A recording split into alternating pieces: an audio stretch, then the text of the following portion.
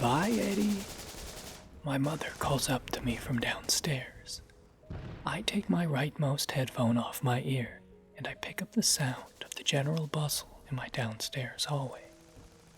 I can hear my dad and my sister laughing to each other as coats are taken off from the rack.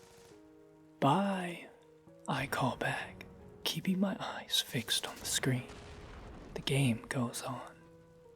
Are you sure you don't want to come? My mom calls up. Could be fun. Fun family outing. I roll my eyes. I'm good, Mom. Bye. My sister calls up too. Come on, Eddie. Don't sit around the house like a loser all day. Goodbye, I shout down again. All right, see you soon, my mom replies. Later, loser, Louise calls, though it's good-natured, really. We do get on.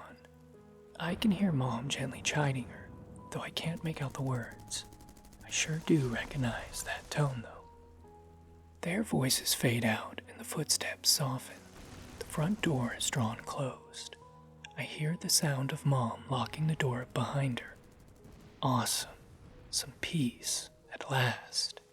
I don't have to worry about anyone barging in and interrupting. I return my headphone to my ear and reinvest my full attention to the matter at hand, securing a victory. Gotta keep my current ranking. A second loss in a row and my score will tank. Can't afford that right now. I tap away at the keys. Explosions rattle in my ears as I navigate the environment, fully engrossed, muscles tensed as I do my best. At last, bringing the round to a close. I clap my hands in victory and lean back, the chair squeaking as I do so. I slide off my headphones and take a moment to revel in the victory, listening to the soft patter of the rain against the window. The day is gray and overcast. Wind sighs gently in the trees and on the street outside. I glance at the clock. Damn, it's been almost an hour already. How time flies. I spin around in my chair, drumming my fingers against the desk.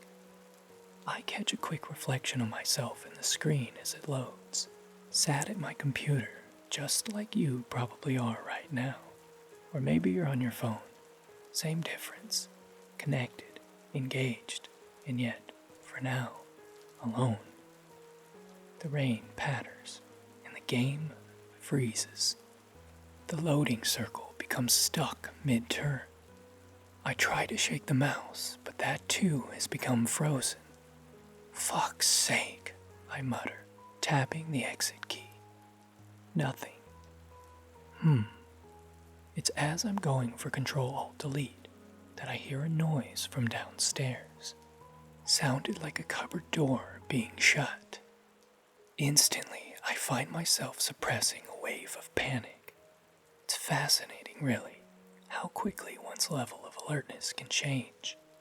All of my senses are primed and I become hyper-aware of the sound of my breathing, of the beating of my heart. Maybe it was my imagination. Maybe the sound was something else. Did it come from outside? But as I listen, it comes again. Another cupboard, and then what sounds like the fridge. It's okay. Don't panic. Don't panic. Serial killers don't go looking through cupboards and fridges, do they? I creep to my door and slowly, gently, steadily ease it open, slipping out into the corridor, tiptoeing to the banister of the stairs, listening out for some more clues. I hold my breath, and then, as I hear water start flowing into the sink, I allow myself to relax a little. Killers don't wash their hands before a murder. What would be the point? I'm summoning the courage to call down when I hear a voice call up first. All my tensions are relaxed at once, as the voice is my sister's. Hi, Eddie. I've got some food for you down here. I call back. Oh, great. Did you stop at that cookie place on your way back? Please tell me you got the caramel ones. There is a pause. Come down and see, she replies, as I hear stuff being moved about on the counter. All right, give me a sec. I shout down, heading back into my room to force restart my computer. I take another look at the clock. I think to myself, they haven't been out very long. I wonder why they came back. Maybe the rain. I press and hold down the power button, then return through my door to the top of the stairs. How come you guys are back so early? I call out. There is no response. The door to my parents' room is open. I glance through it to see the rain wash gently down the window at the room's far side. For some reason unknown to me at this stage, unease creeps quietly to the back of my head. Louise, I call down, still hesitating by the banister. Where's Mom and Dad? There's another silence. I walk the length of the hallway, passing by a little window to the street outside. My parents' car, it would seem, has not returned. I continue on until I am stood at the top of the stairs, looking down them and into the hall below. The lights are all still switched off, and an unsettling aura seeps up the steps from the shadows beneath. Come on down, Eddie, comes my sister's voice from somewhere unseen. The kitchen, I think. Come see what I have for you. I cannot hear the sound of cupboards now. There's no rustling, no movement of any objects or bags or jingling of keys.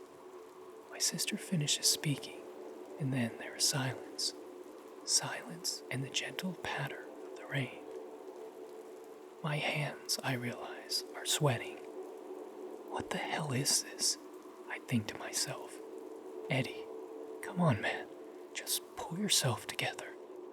But something compels me to remain where I stand. Some unseen force keeps me from taking a step down onto the stairs and descending to the bottom floor. Louis, I try to call back, but my voice fails me. It does not project the way I intended. I clear my throat, though my mouth is dried. The sensation is an uncomfortable one. Eddie, comes the reply. Eddie, come downstairs. When did you get back? I managed to call down. Where's the car? Silence. Louise. I called out again, unsure of what else to say. And then, a moment later, from around the corner, my sister walks slowly and deliberately into view. She stops at the bottom of the stairs, still shrouded in shadow, and looks up to me. We hold each other's gaze for a moment, her at the base of the steps, and I at the top. She does not speak, and her expression shifts to a wide grin. Her teeth appear very white in the darkness. She makes a quick motion with one of her hands. Follow is the implication, and then she turns and walks slowly back into the kitchen, out of sight. It is not until I cannot see her that her voice comes again. Come on, Eddie. Come and see what I have to show you. The hairs on the back of my neck all raise in cold alarm. I do not follow. With my jaw clenched and blood frozen in my veins, I make a hasty retreat to my room where I close the door shut, perhaps just a little too quickly. The thud of the door going into its frame reverberates around the walls.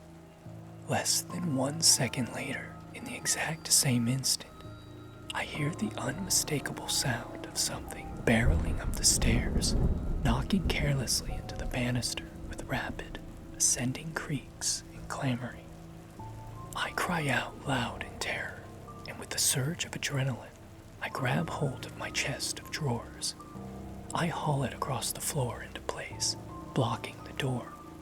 My potted plant falls and lands with a dull thump by my feet, soil spilling out across the carpet. My heart hammers in my chest as I stare at the door, tensed and waiting for the handle to start rattling, waiting for something to throw itself against my door from the opposite side. My sister. But none of those things happen. The minutes tick by, excruciatingly slow.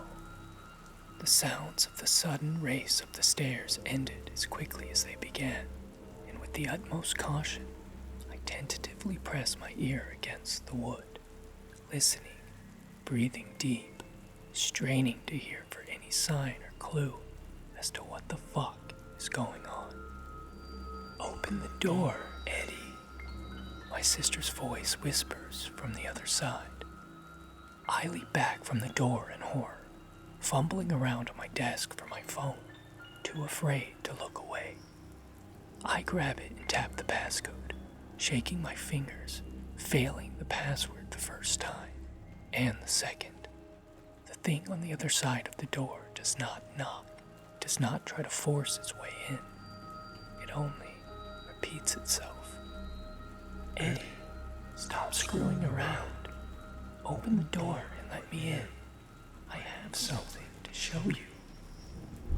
I try to call my mom first. I bring the phone up to my ear, shaking. The line is engaged. Fuck. "Come on, Eddie. Open the door. I want to show you something." "Louise," I reply at last, my voice trembling. "You're freaking me the fuck out.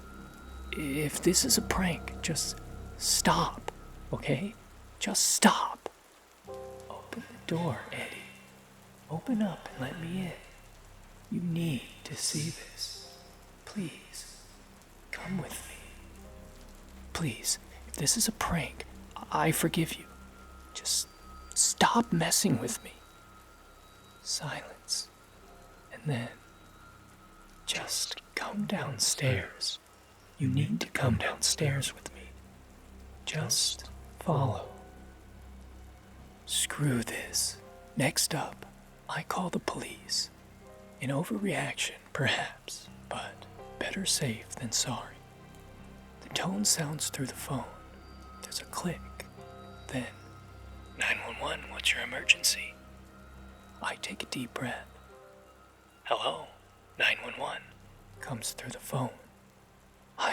There's an intruder in my house," I whisper at last, as quietly as I can. Though, evidently, my sister hears. Her voice has risen in pitch. I don't think she likes this new development. "Eddie, you need to open the door. Let me in. You need to open the door. You need to open the door. Let me in. This is really important. Really." Something about the way she said those final words set my teeth on edge. It wasn't slurred as such. Just, I don't know how to describe it. As if the muscles of her speech, I guess, were getting tired. But despite my fear, I do my best to ignore her, and I provide my details to the person on the line. The rain starts hammering down against the glass, and the wind picks up. "Okay, sir," they say after I told them the location. "A car will be with you shortly. Please stay on the line." I do so, keeping as far away from my bedroom door as I can, terrified that at any moment the person with my sister's voice is going to barge through. "Eddie," she shouts, making me jump. "Eddie, you need to let me in. You need to come with me." I swear that I heard a car drive past outside, and I turn to look through the rain-washed window, and as I do so, My heart nearly stops in my chest. Down there at the side of the road, standing in the rain and looking up into my window, right at me, is my family. My mom, my dad, and Louise.